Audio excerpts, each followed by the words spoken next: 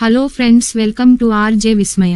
ಸ್ನೇಹಿತರೆ, ಇವತ್ತಿನ ವಿಷಯ ಶರೀರದ ಬಲ ಮತ್ತು ಮನಸ್ಸಿನ ಏಕಾಗ್ರತೆಯನ್ನು ಹೇಗೆ ಹೆಚ್ಚಿಸಿಕೊಳ್ಳುವುದು ಎಂದು. ಇದರ ಬಗ್ಗೆ ಸಂಪೂರ್ಣ ವಿವರಗಳು ಈ ವಿಡಿಯೋದಲ್ಲಿ ನೋಡೋಣ.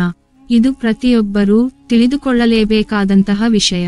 ಮತ್ತು ನೀವು ಇನ್ನೂ ನಮ್ಮ ಚಾನಲ್ ಅನ್ನು ಸಬ್ಸ್ಕ್ರೈಬ್ ಮಾಡಿಕೊಂಡಿಲ್ಲ ಅಂದ್ರೆ ದಯವಿಟ್ಟು ಈಗಲೇ ಸಬ್ಸ್ಕ್ರೈಬ್ ಮಾಡಿಕೊಳ್ಳಿ, ಹಾಗೆ ಬೆಲ್ ಬಟನ್ ಪ್ರೆಸ್ ಮಾಡಿ, ಏಕೆಂದರೆ ನಾವು ಮಾಡುವ ಹೊಸ ವಿಡಿಯೋದ ನೋಟಿಫಿಕೇಶನ್ ಮೊದಲು ನಿಮಗೆ ಸಿಗುತ್ತೆ.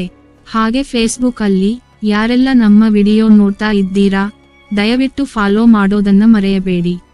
ಸ್ನೇಹಿತರೆ, ನೀವು ಅನೇಕ ವಿಡಿಯೋಸ್ ಅನ್ನು ನೋಡಿರಬಹುದು, ಅನೇಕ ಸಂಗತಿಗಳನ್ನು ಕೇಳಿರಬಹುದು, ಆದರೆ ಇದು ಎಲ್ಲದಕ್ಕಿಂತ ಹೆಚ್ಚಾಗಿ ಈ ವಿಡಿಯೋದಲ್ಲಿ ನಿಮಗೆ ಹೆಚ್ಚಿನ ಮಾಹಿತಿ ಸಿಗಬಹುದು ಎಂದು ನನ್ನ ನಂಬಿಕೆ. ಹಾಗಾಗಿ ಈ ವಿಡಿಯೋವನ್ನು ಸಂಪೂರ್ಣವಾಗಿ ನೋಡಿ, ನಂತರ ನೀವೇ ಕಾಮೆಂಟ್ ಮಾಡಿ ತಿಳಿಸಿ. Come on friends, let's start video.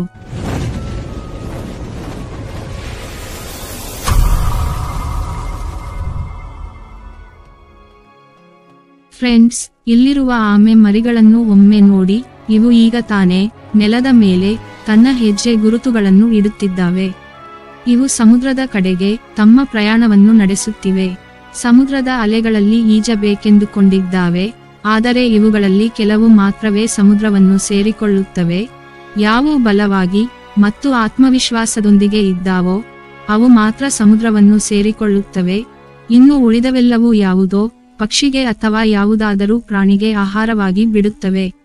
ಅಂದರೆ ಇದರ ಅರ್ಥ, ಯಾರು ಸಮರ್ಥನಾಗಿರುತ್ತಾನೋ ಅವರಿಗೆ ಈ ಪ್ರಪಂಚದಲ್ಲಿ ಬದುಕಲು ಅವಕಾಶಗಳು ಸಿಗುತ್ತವೆ, ಬಲಹೀನರಿಗೆ ಯಾವುದೇ ಜಾಗ ಸಿಗುವುದಿಲ್ಲ ಎಂದು ಅರ್ಥ. ಇಂದಿನ ಕಾಲದಲ್ಲಿ ನಮ್ಮ ಜನರು ತುಂಬಾ ಶಕ್ತಿಯುತವಾಗಿ ಗಟ್ಟಿಮುಟ್ಟಾಗಿ ಇರುತ್ತಿದ್ದರು, ಆದರೆ ಅವರು ಜೀವಿಸುವುದಕ್ಕೋಸ್ಕರ ಆಹಾರವನ್ನು ಸೇವಿಸುತ್ತಿದ್ದರು. ಆದರೆ ನಾವು ಇದಕ್ಕೆ ತದ್ವಿರುದ್ಧವಾಗಿ, ಅಂದರೆ ಸ್ವಾರ್ಥಕ್ಕಾಗಿ ಬದುಕುತ್ತಿದ್ದೇವೆ. ಹಾಲು ಎನ್ನುವುದು ಅತ್ಯಂತ ಶಕ್ತಿದಾಯಕ ಆಹಾರದಲ್ಲಿ ಒಂದು.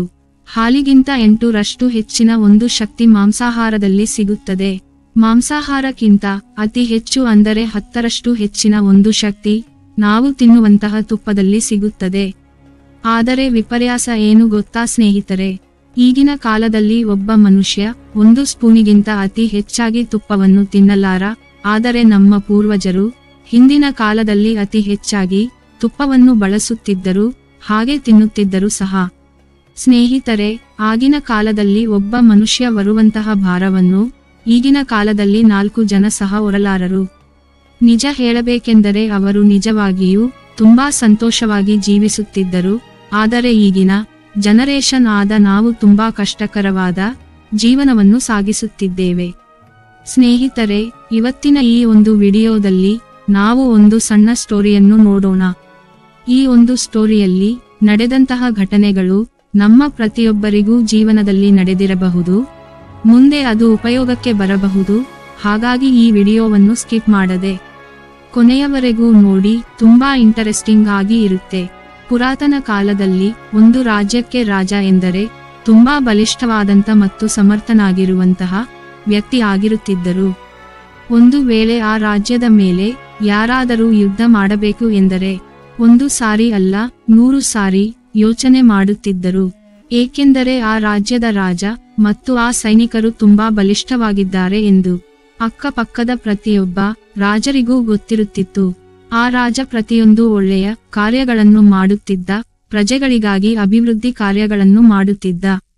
ಆದರೆ ಆ ರಾಜನು ತನ್ನ ಮನೆಯ ಕಡೆ ಯೋಚಿಸಿದಾಗ ತುಂಬಾ ನಿರಾಸೆಯ ಭಾವದಿಂದ ಯೋಚನೆ ಮಾಡುತ್ತಿದ್ದ.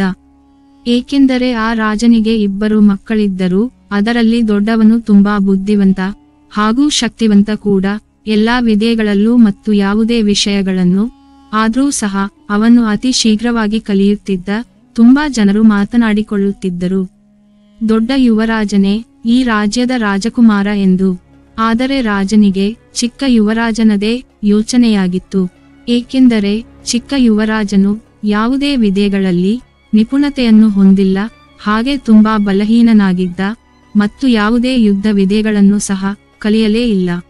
ಯಾವುದೇ ವಿಷಯದಲ್ಲಿ ನೈಪುಣ್ಯತೆ ಇಲ್ಲದ ಕಾರಣ ರಾಜನು ತುಂಬಾನೇ ದುಃಖಭರಿತನಾಗಿರುತ್ತಾನೆ. ತನ್ನ 2 ಕುಮಾರರಿಗೂ ರಾಜ್ಯವು ಸರಿ ಸಮಾನವಾಗಿ ಸಿಗಬೇಕು ಎಂದು ಭಾವಿಸುತ್ತಿದ್ದ. ಆದರೆ ಚಿಕ್ಕ ಮಗನು ಬಲಹೀನವಾಗಿರುವ ಕಾರಣ ಇದು ಅವನ ತಪ್ಪಲ್ಲ ಎಂದು ರಾಜನಿಗೆ ಗೊತ್ತಿತ್ತು. ಹೀಗಾಗಿ ಚಿಕ್ಕ ಮಗನ ವಿಷಯದಲ್ಲಿ ಕೆಲವೊಂದು ಜಾಗೃತೆಗಳನ್ನು ತೆಗೆದುಕೊಳ್ಳಬೇಕಾಗಿತ್ತು. ಇದರಿಂದ ಅವನು ದೊಡ್ಡ ಮಗನಂತೆ ಪರಾಕ್ರಮವಾಗಿ ಆಗಬಲ್ಲನು ಎನ್ನುವ ರಾಜನ ನಂಬಿಕೆ. ಈ ವಿಷಯವನ್ನು ತನ್ನ ಗಮನದಲ್ಲಿಟ್ಟುಕೊಂಡು ತನ್ನ ಚಿಕ್ಕ ಕುಮಾರನನ್ನು ಒಂದು ಆಶ್ರಮಕ್ಕೆ ಕರೆದುಕೊಂಡು ಹೋಗುತ್ತಾನೆ. ಆ ರಾಜನು ಎಲ್ಲಿ ತನ್ನ ಶಿಕ್ಷಣವನ್ನು ಪಡೆದುಕೊಂಡನು ಅದೇ ಸ್ಥಳಕ್ಕೆ ಅಂದ್ರೆ ತನ್ನ ಗುರುವಿನ ಹತ್ತಿರ ತನ್ನ ಚಿಕ್ಕ ಮಗನನ್ನು ಕರೆದುಕೊಂಡು ಹೋಗುತ್ತಾನೆ. ರಾಜನು ಗುರುವಿನತ್ರ ಈ ರೀತಿ ಹೇಳುತ್ತಾನೆ, ಗುರುದೇವ, ನನ್ನ ಚಿಕ್ಕ ಕುಮಾರನು ನಿಮ್ಮ ಬಳಿಯೇ ಶಿಕ್ಷಣವನ್ನು ಕಲಿತುಕೊಳ್ಳಬೇಕು ಎನ್ನುವುದು ನನ್ನ ಆಸೆ. ಏಕೆಂದರೆ ಅವನಿಗೆ ಏನು ತಿಳಿಯದು, ಅವನು ಯಾವುದರಲ್ಲೂ ನೈಪುಣ್ಯತೆಯನ್ನು ಹೊಂದಿಲ್ಲ. ಆದರೆ ನನ್ನ ದೊಡ್ಡ ಕುಮಾರನು ತುಂಬಾ ಪರಾಕ್ರಮನಾಗಿದ್ದಾನೆ. ಅವನು ಒಬ್ಬಂಟಿಯಾಗಿ ಇಡೀ ರಾಜ್ಯವನ್ನು ನಿಭಾಯಿಸಬಲ್ಲನು. ಆದರೆ ನನ್ನ ಎರಡನೇ ಕುಮಾರನ ಬಗ್ಗೆ ಯೋಚಿಸಿದಾಗ ನನಗೆ ತುಂಬಾ ನೋವಾಗುತ್ತಿದೆ ಗುರುದೇವ. ನನ್ನ ಇಬ್ಬರು ಕುಮಾರರಿಗೂ ಸರಿಸಮಾನವಾದ ರಾಜ್ಯ ಸಿಗಬೇಕು. ನಾನು ಅವರಿಬ್ಬರ ವಿಷಯದಲ್ಲಿ ಯಾವುದೇ ರೀತಿ ಭೇದ ಭಾವವನ್ನು ತೋರುವುದಿಲ್ಲ. ಇದನ್ನೆಲ್ಲ ಆಲಿಸಿದ ಗುರುದೇವ ಈ ರೀತಿ ಹೇಳುತ್ತಾರೆ, ರಾಜ, ನಿನ್ನ ಚಿಕ್ಕ ಕುಮಾರನ ವಿಷಯದ ಬಗ್ಗೆ ನನಗೆ ಎಲ್ಲಾ ಅರ್ಥವಾಯಿತು. ನೀನು ಇದರ ಬಗ್ಗೆ ಯೋಚಿಸಬೇಡ. ನಿನ್ನ ಚಿಕ್ಕ ಕುಮಾರನನ್ನು ಇಲ್ಲಿಯೇ ಬಿಟ್ಟು ನೀನು ರಾಜ್ಯಕ್ಕೆ ಹೊರಡು. ಮತ್ತೆ ನೀನು ಈ ಒಂದು ಆಶ್ರಮಕ್ಕೆ ಬಂದಾಗ ನಿನ್ನ ಕುಮಾರನಲ್ಲಿ ನೀನು ಕೆಲವೊಂದು ಬದಲಾವಣೆಗಳನ್ನು ಕಾಣಬಹುದು. ಇದು ನನ್ನ ಮಾತು ಎಂದು ಗುರುದೇವರು ರಾಜನಿಗೆ ಹೇಳಿದರು. ಗುರುವಿನ ಮೇಲೆ ರಾಜನಿಗೆ ತುಂಬಾ ಭಕ್ತಿ ಮತ್ತು ಗೌರವವಿತ್ತು. ಏಕೆಂದರೆ ಗುರುದೇವರು ತುಂಬಾ ಬುದ್ಧಿವಂತರು ಹಾಗೂ ನಿಪುಣತೆಯನ್ನು ಹೊಂದಿದ್ದಂತವರು. ಗುರುವಿನ ಮೇಲೆ ನಂಬಿಕೆ ಇಟ್ಟು ತನ್ನ ಮಗನನ್ನು ಆಶ್ರಮದಲ್ಲಿ ಬಿಟ್ಟು ರಾಜನು ಹೊರಟು ಹೋದನು. ರಾಜನ ಚಿಕ್ಕ ಮಗನು ಅದೇ ಆಶ್ರಮದಲ್ಲಿ ಜೀವಿಸಲು ಪ್ರಾರಂಭಿಸಿದನು. ತುಂಬಾ ದಿನಗಳು ಕಳೆದವು. ಗುರುವೂ ಸಹ ಒಳ್ಳೆಯ ಸಮಯಕ್ಕಾಗಿ ಕಾಯುತ್ತಿದ್ದರು.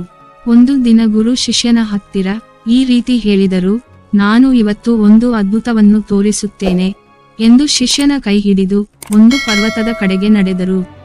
ಅಲ್ಲಿಗೆ ಹೋದ ನಂತರ, ಇವತ್ತು ನಾನು ಕಲಿಸುವ ವಿದ್ಯೆಯನ್ನು ತುಂಬಾ ಜಾಗರೂಕತೆಯಿಂದ ಕಲಿಯಬೇಕು. ಏಕೆಂದರೆ ಇವತ್ತು ನೀನು ಕಲಿಯದಿದ್ದರೆ ನೀನು ಇನ್ನೂ ನಿನ್ನ ಜೀವಿತಾವಧಿಯಲ್ಲಿ ಯಾವತ್ತೂ ಈ ವಿದ್ಯೆಯನ್ನು ಕಲಿಯಲಾರೆ. ನೀನು ಮನೆಗೆ ಹೋಗುವ ಸಮಯ ಬಂದಾಗಿದೆ. ಈ ಭೂಮಿಯ ಮೇಲೆ ಏಕೆ ಬಂದೆ ಎಂಬುದನ್ನು ನಾನು ನಿನಗೆ ಹೇಳಿಕೊಡುತ್ತಿದ್ದೇನೆ. ಗುರುಗಳು ಶಿಷ್ಯನಿಗೆ ಮೇಲಕ್ಕೆ ನೋಡಲು ಹೇಳಿದರು. ಮೇಲೆ ಒಂದು ಪಕ್ಷಿ ಹಾರಾಡುತ್ತಿತ್ತು.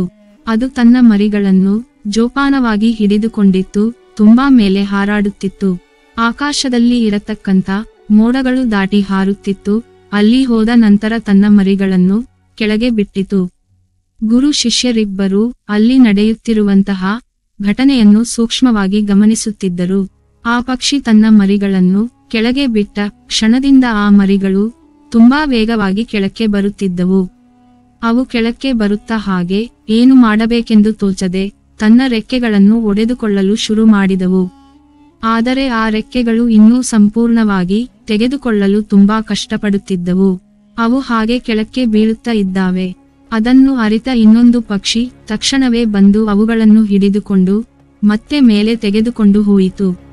ಆದರೆ ಆ ಪಕ್ಷಿ ಬೇರೆ ಯಾವುದೂ ಅಲ್ಲ, ತನ್ನ ತಾಯಿ.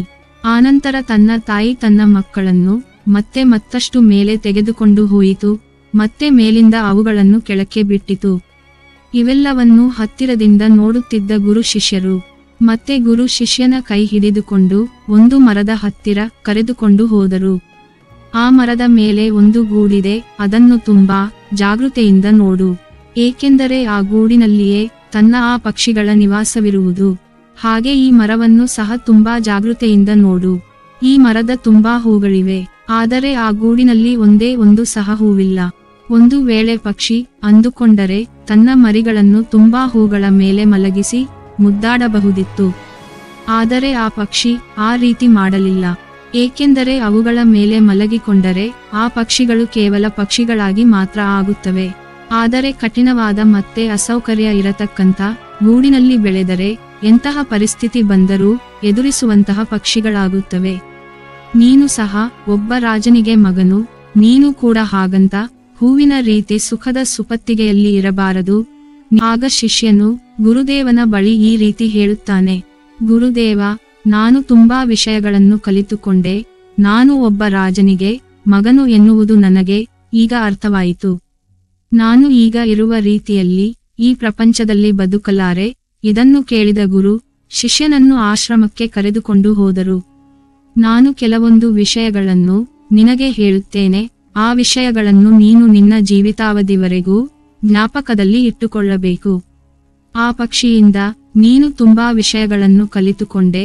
ಆದರೆ ಆ ಪಕ್ಷಿ ಮರಿಗಳು ನಿನ್ನ ರೀತಿ ಜ್ಞಾನವನ್ನು ಸಂಪಾದಿಸಲು ಸಾಧ್ಯವಿಲ್ಲ. ಏಕೆಂದರೆ ನೀನು ಒಬ್ಬ ಮನುಷ್ಯರ ರೀತಿ ನಿನ್ನ ಮನಸ್ಸು ಮತ್ತು ಶರೀರವನ್ನು ತಿದ್ದುಕೊಳ್ಳಬೇಕು. ಇವತ್ತು ನಾನು ಹೇಳುವಂತಹ ವಿಷಯಗಳನ್ನು ನೀನು ನಿನ್ನ ರಾಜ್ಯಕ್ಕೆ ಹೋಗಿ ಅದನ್ನು ಶಿರಸಾವಹಿಸಿ ಪಾಲಿಸಬೇಕು. ಆವಾಗಲೇ ನೀನು ನಿಜವಾದ ರಾಜನಾಗಿ ಬದಲಾಗುತ್ತೀಯ. ನಿನ್ನ ಶರೀರ ಆಗ ಬುದ್ಧಿಶಕ್ತಿಯನ್ನು ಸ್ವಚ್ಛವಾಗಿ ಇಟ್ಟುಕೊಳ್ಳಲು ನೀನು ಆಗ ಬಯಸುತ್ತೀಯ. ಏಕೆಂದರೆ ಒಬ್ಬ ರಾಜನು ಯಾವಾಗಲೂ ನಿಶಕ್ತಿಯಿಂದ ಇರಲೇಬಾರದು. ಅದಕ್ಕಾಗಿ ನೀನು ಈ ಮಾತುಗಳನ್ನು ಯಾವಾಗಲೂ ನಿನ್ನ ಮನಸ್ಸಿನಲ್ಲಿ ಕೇಂದ್ರೀಕೃತವಾಗಿ ಇರಿಸಿಕೊಳ್ಳಬೇಕು. ಮೊದಲ ವಿಷಯವೇನೆಂದರೆ ಯಾವಾಗಲೂ ನೀನು ಪ್ರತಿದಿನ ಬೇಗನೆ ಮುಂಜಾನೆ ಹೇಳಬೇಕು. ನೀನು ಮನುಷ್ಯನಾಗಿರುವುದರಿಂದ 6 ರಿಂದ 8 ಗಂಟೆಗಳ ನಿದ್ದೆ ನಿನಗೆ ಸಾಕಾಗುತ್ತದೆ. ಅದಕ್ಕಿಂತ ಹೆಚ್ಚಾಗಿ ಯಾವತ್ತೂ ಸಹ ನೀವು ನಿದ್ದೆ ಮಾಡಬಾರದು. ಬೆಳಿಗ್ಗೆ ಬೇಗ ಎದ್ದು ಯೋಗ, ಉಳಿದ ಕೆಲಸಗಳಲ್ಲಿ ತೊಡಗಿಸಿಕೊಳ್ಳಬೇಕು. ನಿನ್ನ ಶರೀರವನ್ನು ಎಷ್ಟು ಸ್ವಚ್ಛವಾಗಿಟ್ಟುಕೊಳ್ಳುತ್ತೀಯೋ ಅದೇ ರೀತಿ ನಿನ್ನ ಮನಸ್ಸನ್ನು ಸಹ ಅದಕ್ಕಿಂತ ಹೆಚ್ಚಾಗಿ ಸ್ವಚ್ಛಗೊಳಿಸಿಕೊಳ್ಳಬೇಕು. ನಿನ್ನ ಮಾನಸಿಕ ಶಕ್ತಿಯನ್ನು ಹೆಚ್ಚಿಸಿಕೊಳ್ಳಬೇಕು. ಮಾನಸಿಕ ಶಕ್ತಿ ನಿನಗೆ ಧ್ಯಾನದಿಂದ ಸಿಗುತ್ತದೆ. ಸಾಧ್ಯವಾದಷ್ಟು ಸಮಯ ಧ್ಯಾನದಲ್ಲಿ ಕಳೆಯಬೇಕು. ಪ್ರತಿದಿನ ಬೇಗನೆ ಎದ್ದು ಪ್ರಾಣಾಯಾಮ, ಯೋಗವನ್ನು ಮಾಡುತ್ತಾ ಇನ್ನೂ ಹಲವಾರು ರೀತಿಯ ಲೋಕೋಪಯೋಗಿ ಕೆಲಸಗಳಲ್ಲಿ ತೊಡಗಿಸಿಕೊಳ್ಳಬೇಕು. ಈ ರೀತಿ ಮಾಡಿದರೇನೆ ನೀನು ನಿಜವಾಗಿ ತುಂಬಾ ಬಲಶಾಲಿಯಾಗುತ್ತೀಯ, ಹಾಗೆ ಒಳ್ಳೆ ರಾಜನಾಗುತ್ತೀಯ. ಒಂದು ದಿನ 10 ನಿಮಿಷ ನಿದ್ರೆಯಿಂದ ಲೇಟಾಗಿ ಎದ್ದರೆ, ಒಂದು ಚಾಟಿಯೇಟನ್ನು ತಿನ್ನಿ. ಮತ್ತೊಂದು ದಿನ 20 ನಿಮಿಷ ಲೇಟಾಗಿ ಎದ್ದರೆ 2 ಚಾಟಿ ಏಟನ್ನು ತಿನ್ನಿ. ಈ ರೀತಿ ಮಾಡುವುದರಿಂದ ನೀನು ಸರಿಯಾದ ಸಮಯಕ್ಕೆ ಮುಂಜಾನೆ ಹೇಳುತ್ತೀಯ. ಇನ್ನೊಂದು ಬಹುಮುಖ್ಯವಾದ ವಿಷಯ ಏನೆಂದರೆ ಉತ್ತಮ ಆಹಾರವನ್ನು ಸೇವನೆ ಮಾಡುವುದು. ಆರೋಗ್ಯಕ್ಕೆ ಹಾನಿಕರವಾದ ಅಂತಹ ಯಾವುದೇ ಆಹಾರವನ್ನು ಸೇವಿಸಬಾರದು. ಹಣ್ಣು ಹಂಪಲುಗಳು, ಹಾಲು, ಸೊಪ್ಪು, ತರಕಾರಿ ಇಂತಹ ಒಳ್ಳೆಯ ಆಹಾರಗಳನ್ನು ಸೇವಿಸು. ನಿನ್ನ ಮನಸ್ಸಿನಲ್ಲಿ ಸಂದೇಹಗಳು ಮತ್ತು ಚಿಂತೆಯನ್ನು ಉಂಟುಮಾಡುವ ಏನಾದರೂ ವಿಷಯಗಳಿದ್ದರೆ ನಿನ್ನ ಕುಟುಂಬದವರ ಜೊತೆ ಹಂಚಿಕೋ. ಈ ರೀತಿ ವಿಷಯಗಳನ್ನು ನಿನ್ನ ಮನಸ್ಸಿನಲ್ಲಿ ಬಚ್ಚಿಟ್ಟುಕೊಳ್ಳಬೇಡ. ಒಂದು ವೇಳೆ ನೀನು ನಿನ್ನ ಮನಸ್ಸಿನಲ್ಲಿ ಬಚ್ಚಿಟ್ಟುಕೊಂಡರೆ ಅದು ನಿನ್ನ ಬಲಹೀನನನ್ನಾಗಿ ಮಾಡುತ್ತದೆ. ಅದಕ್ಕಾಗಿ ನೀನು ಮನಸ್ಸಿನಲ್ಲಿ ಏನನ್ನು ಬಚ್ಚಿಟ್ಟುಕೊಳ್ಳದೆ ಯಾವಾಗಲೂ ನಿಷ್ಕಲ್ಮಶನಾಗಿ ಸಕಾರಾತ್ಮಕವಾಗಿ ಆಲೋಚಿಸು. ನಕಾರಾತ್ಮಕ ವಿಷಯಗಳನ್ನು ನಿನ್ನ ಹತ್ತಿರ ಸಹ ಬಿಟ್ಟುಕೊಳ್ಳಬೇಡ. ಎಲ್ಲರ ಜೀವನದಲ್ಲೂ ಏರಿಳಿತಗಳು ಇದ್ದೇ ಇರುತ್ತವೆ. ಒಳ್ಳೆಯದು ಮತ್ತು ಕೆಟ್ಟದ್ದು ಎಲ್ಲರ ಬದುಕಿನಲ್ಲಿಯೂ ನಡೆಯುತ್ತದೆ. ಸುಖ ದುಃಖಗಳು ಬಂದು ಹೋಗುತ್ತಲೇ ಇರುತ್ತವೆ. ಜೀವನದಲ್ಲಿ ಎಷ್ಟೇ ತೊಂದರೆಗಳು, ಸಂಕಷ್ಟಗಳು ಬಂದರೂ ಯೋಚನೆ ಮಾಡಿ ನಿರ್ಧಾರ ತೆಗೆದುಕೊಳ್ಳಬೇಕು. ಯಾವಾಗಲೂ ನಗುತ್ತಾ ಸಂತೋಷದಿಂದ ಇರಬೇಕು. ನಿನ್ನ ಮನಸ್ಸಿನಲ್ಲಿ ಎಷ್ಟೇ ಕಷ್ಟ ದುಃಖಗಳಿದ್ದರೂ ಸಹ ಅದು ನಿನ್ನ ಮುಖದ ಮೇಲೆ ಕಾಣಬಾರದು. ಏಕೆಂದರೆ ನೀನು ಒಬ್ಬ ರಾಜ ಯಾವಾಗಲೂ ಹಸನ್ಮುಖಿಯಾಗಿ ಹೃದಯ ಶ್ರೀಮಂತಿಕೆಯಿಂದ ಇರಬೇಕು. ಆಗಲೇ ನಿನ್ನ ರಾಜ್ಯದ ಪ್ರಜೆಗಳು ಸಹ ನಗುತ್ತಾ ಸಂತೋಷದಿಂದಿರುತ್ತಾರೆ. ಕೊನೆಯ ವಿಷಯವೇನೆಂದರೆ ಯಾವಾಗಲೂ ನೀನು ದಾನ ಧರ್ಮ ಮತ್ತು ಸತ್ಕಾರ್ಯಗಳನ್ನು ಮಾಡುತ್ತಲೇ ಇರಬೇಕು. ಈ ವಿಷಯದಲ್ಲಿ ನೀನು ಯಾವತ್ತಿಗೂ ಹಿಂದೆ ಬೀಳಬಾರದು. ಏಕೆಂದರೆ ದಾನಗಳನ್ನು ಮಾಡುವುದರಿಂದ ನಿಜವಾದ ಆನಂದ ಆಗ ಸಿಗುತ್ತದೆ. ಇದರಿಂದ ಮನಸ್ಸು ಮತ್ತು ಶರೀರ ದೃಢನಿಶ್ಚಿತಿಯಿಂದ ಇರುತ್ತದೆ. ಕೀರ್ತಿ ಪ್ರತಿಷ್ಠೆಗಳು ವೃದ್ಧಿಯಾಗುತ್ತವೆ. ಈ ಮಾತುಗಳನ್ನೆಲ್ಲ ಕೇಳಿದ ಶಿಷ್ಯನು ಗುರುವಿನ ಕಾಲಿನ ಮೇಲೆ ಬಿದ್ದು, ಗುರುದೇವ, ನೀವು ನನಗೆ ಕೊಟ್ಟಂತಹ ಶಿಕ್ಷಣವನ್ನು ನಾನು ಜೀವಿತಾಂತವಾಗಿ ಪಾಲಿಸುತ್ತೇನೆ. ನಾನು ನನ್ನ ರಾಜ್ಯಕ್ಕೆ ಹೋಗಲು ನನಗೆ ಅನುಮತಿ ನೀಡಿ ಎಂದು ಶಿಷ್ಯನು ಕೇಳುತ್ತಾನೆ. ಗುರುವಿನ ಆಜ್ಞೆಯಿಂದ ಶಿಷ್ಯನು ತನ್ನ ರಾಜ್ಯಕ್ಕೆ ಹೊರಟು ಹೋಗುತ್ತಾನೆ. ಸ್ನೇಹಿತರೆ, ಈ ಒಂದು ಸ್ಟೋರಿ ನಿಮಗೆ ಏನೆಂದು ಅನಿಸಿತು ಎಂದು ದಯವಿಟ್ಟು ಕಾಮೆಂಟ್ ಮಾಡಿ ತಿಳಿಸಿ. ಈ ವಿಡಿಯೋ ಇಷ್ಟ ಆದರೆ ಲೈಕ್ ಮಾಡಿ ಹಾಗೆ ಶೇರ್ ಮಾಡಿ. ಈ ರೀತಿಯ ಇನ್ನೂ ಅನೇಕ ಹೊಸ ವಿಡಿಯೋಸ್ಗೋಸ್ಕರ ನೀವು ನಿಮ್ಮ RJ ವಿಸ್ಮಯ ಚಾನೆಲ್ ಅನ್ನು ಸಬ್ಸ್ಕ್ರೈಬ್ ಮಾಡಿಕೊಳ್ಳುವುದನ್ನು ಮರೆಯಬೇಡಿ. ಹಾಗೆ ಬೆಲ್ ಐಕಾನ್ ಮೇಲೆ ಕ್ಲಿಕ್ ಮಾಡಿ. ಮುಂದಿನ ಹೊಸ ವಿಷಯದೊಂದಿಗೆ ಸಿಗೋಣ. ಎಲ್ಲರಿಗೂ ನನ್ನ ಧನ್ಯವಾದಗಳು.